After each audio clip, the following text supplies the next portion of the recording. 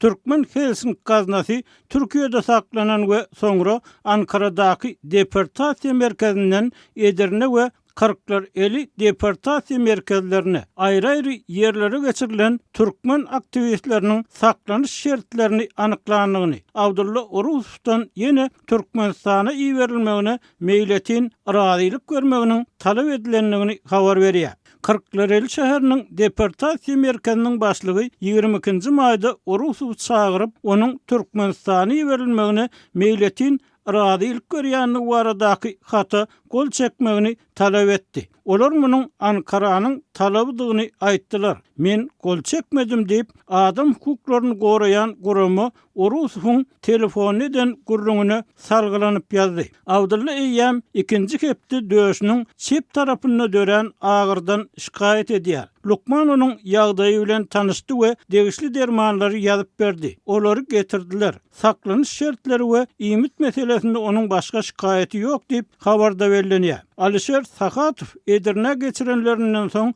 agyr dümögledi. Bir näçe günläp gyzdyrdy. Derman içdi we häzir onuň ýagdaýy kanagatlanarly. Bu ýerde saklanyş, azyk suwluk şertleri kadaly we işgärleriň gatnaşygy Ankaradaky bilen deňeşdirilenine has gowy diýip Sakatow telefon gurrungyny özüniň ruhdan düşmeýänligini aýdypdyr. Edirne'de saklanylýan migrantlara günne günortan naharyndan öň we soň jem 6 sagat arasy howada gezilen çetmek mümkinçiligi döredilýär. Olar galan wagtlaryny kulpasyny oturup geçirmeli bolýarlar diýip habarda aýdylýar.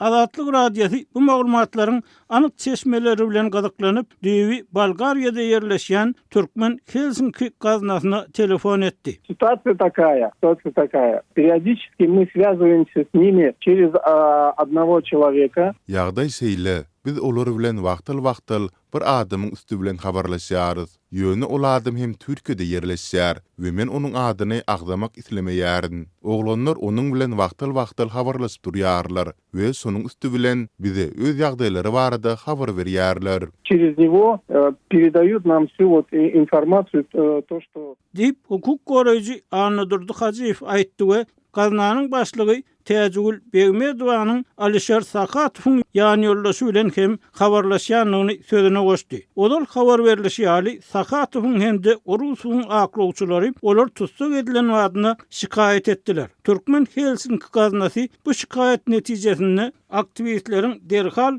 deportasiýa edilmeginiň öňüniň alnanlygyny we kadyet işini başlanylmagyna şert dörenligini belliýär. Şeýle-de tutsak edilenlerinden soň aktivistleriň aklawçysy olaryň öňüne alyş çäreleriniň çalşylmagyny sorady. Bu olaryň kadyet kararyna çenli erkinlikde bolmagyny ýol açjakdy. Emma muňa garamazdan Kırklareli we Edirne şäherleriniň kadyetleri aklawçynyň haýyşyny ret etdi. Hukuk goraýjy Hajiýewiň pikirçe, onuň golaýda siýasat aktivist Nur Muhammed Hanafow bilen gaznanyň YouTube kanalyna gurulan söhbetdeşligine hem aýdysýaly aktivistleriň ýagdaýy meselesinde çak çen urmak gerekdir. Значит, есть турецкий закон, согласно которого, значит, адвокат подала жалобу в суд, подала апелляцию в суд на их депортацию. Türk kanunçylygy bar we aklawçy bu kanunçylyk etaatynda kadyety olaryň deportasiýa edilmegine garşy şikaýet ardasyny berdi.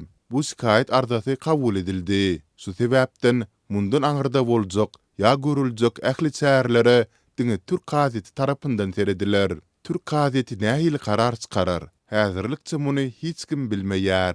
Какое решение вынесет турецкий суд, пока никто не знает. Dip Hajiýew telefon gurrungyny aýtdy. Şol wagtda ol aklawçy bilen işleşen wagtlaryna oňa Türkmenistanyň adam hukuklarynyň bozulýan ýagdaýlary hakynda bar bolan ähli materialy gowşuranlyklaryny, ol materiallarda adamlaryň gynalmagy, olary edilýän basyşlar, türmelerde ýitýän adamlar, jenaýat işleriniň galplaşdyrylýan halatlary barada anyk maglumat berilýändigini aýtdy. Aktivistler barada soňky çap edilen habarda bellenilmegine görä, Tomusky dynjalış mövsümi nazarda tutulanyna kadyetiň aktivistleriň işlerini seretmegi bir näçe ay wagt alyp biler. Ýöne Hajyýew Gaziýet seljermesinden öň ýene aklawçy bilen habarlaşyp Türkmenistany ol ýa-da beýleki jinayetde aýplanýan adamlaryň düşüp biljek agyr ýagdaýlaryny ýene bir gezek ýatlatjakdyklaryny nygtady. Medeniýet habarlaryna görä Türk häkimetleri 5-nji maýda Sahatyw bilen Orusfa